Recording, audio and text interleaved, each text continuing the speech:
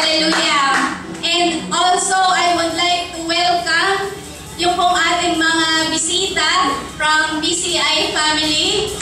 Actually, hindi na po bisita ang aming turing sa kanila because really they are a part of the family. Talaga po, masyadong malagami na po kami pinagsamahan. Pastor Rani and the team. Sam, pwede po ba tumayo naman kayo para makilala naman po kayo ng ating from BCI family po. Reverend Nick po. Siya po ang ating overall pastor, overall UAE. Hallelujah. And also, Rev Nick ng ating, pwede po ba kayo tumayo, Rev? Yan. Siya po ang ating senior pastor sa buong UAE with wife, ang Pastora Jim. Hallelujah. Kasama po ang ating mga minamahal ng pastor, Pastora Rita. Mag-asawa po ng Pastor Jomel, pwede po ba na makita naman po? Pastora Jackie, bagong-bagong dating at sexing-sex na yata nang dumating. Hallelujah. Masyadong pinagpapala ng Panginoon. And Pastor Gio. Sir Jake, ikaw ba yan? Okay. Sino pa po? Nandun po si Pastor Jerome. from the Abu Dhabi. Okay, and from JA1 Sarja, syempre po hindi po natin makakalimutan Pastor Jerome and family. Nandun yung kaputol ng pamilya. Ayun, nandun. Okay, so yun po, marami pong salamat sa inyo pong pagsuporta. Alam ko pong ang buong JA1 Abu Dhabi ay nanditong lahat. Amen. Kaya wala na service doon.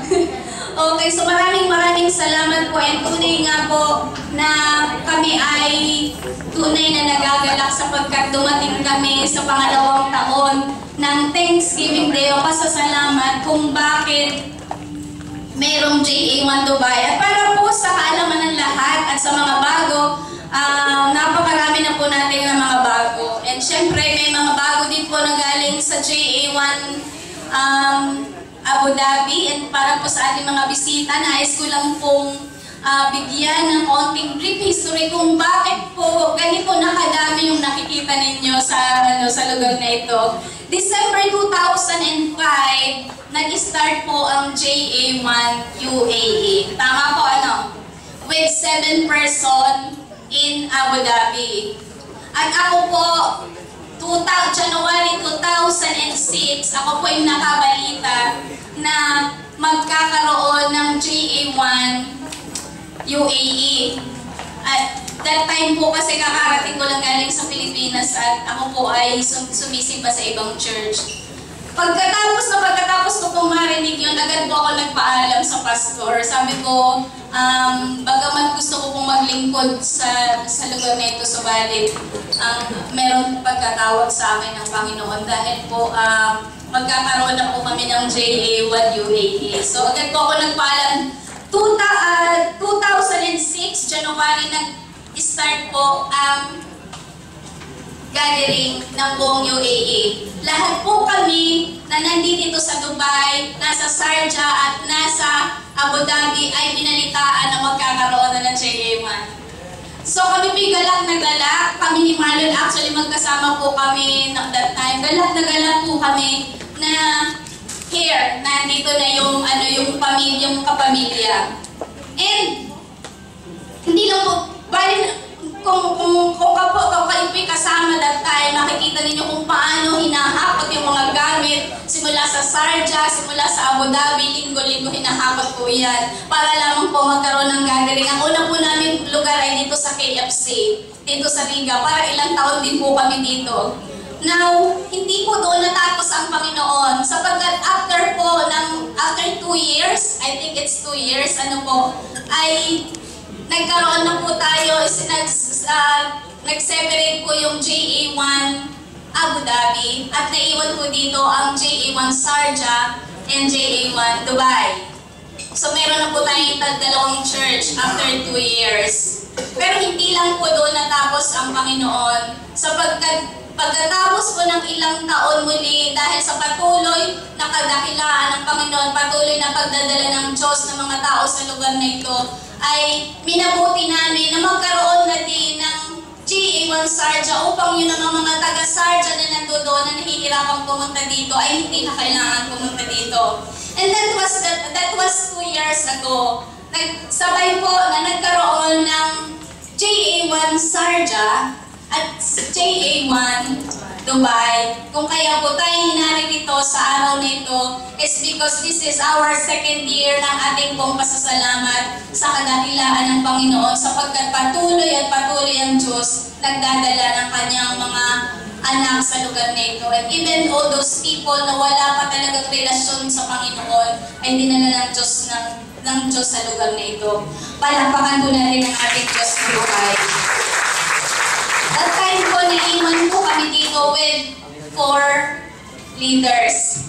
Sabi namin, kaya natin ito sa tulong ng Panginoon. At ilang mga members, at that time po, we are averaging like around 40 person in sa buong isang linggo. Nang karamihan pa po doon ay nasa mga scales kung kaya hindi nakaka-attend. But kami po ay talagang naa-amaze sa Panginoon, sapagkat yung mga tao na nandito, sila mismo yung out doon sa kakalakan nila sa kanilang mga puso, yung mga kasama nila sa trabaho, kasama nila sa bahay, kasama nila sa opisina, isinasama nila dito at sinasabi nilang, halika, meron ipapakilala ko sa iyo ang totoong Diyos na buhay. Pag may mga problema, lagi po kaming nai-invite para ipanalangin. And that is the way ng Panginoon kung paano ang mga taong yan ay nadadala sa lugar na ito at nagiging miyembro ng pamilyang ito. And we are really so amazed for the testimonies ng mga tao na hindi po ng Diyos. Hallelujah! Palakpakan po natin ang Panginoon. That was 1 year. Ngayon nandoon na po tayo sa pangalawang taon. At sa pangalawang taon po ay nakakatuwa po ang Panginoon because He doubled the number of those person na uma-attend sa lugar na ito. And hindi pa po kasama doon yung mga members po natin na nakaka-attend lamang ng Bible studies because they are working sa sales. And nakaka-attend lamang po ng prayer meetings at ng ating mga discovery group, yung po mga maliliit natin na group, which is very important to us. Sapagkat kung hindi man po sila maka-attend ng Friday service, na-reach po natin sila sa pamamagitan ng discovery group. Ayun po. Now, our goal is magkaroon ng JA1 Satwa, magkaroon ng JA1 Karama, magkaroon ng JA1 Barnubay, Internet City. Hallelujah!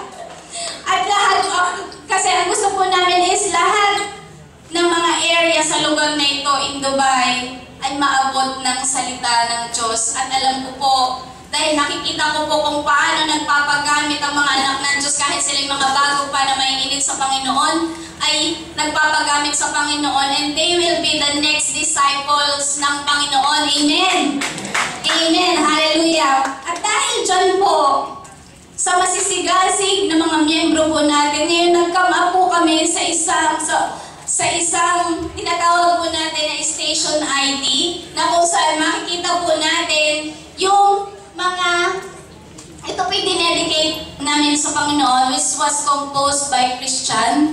And hallelujah, makikita po natin doon kung paano nandoon po sa top ng awit na ito ang puso ng JA1 Dubai.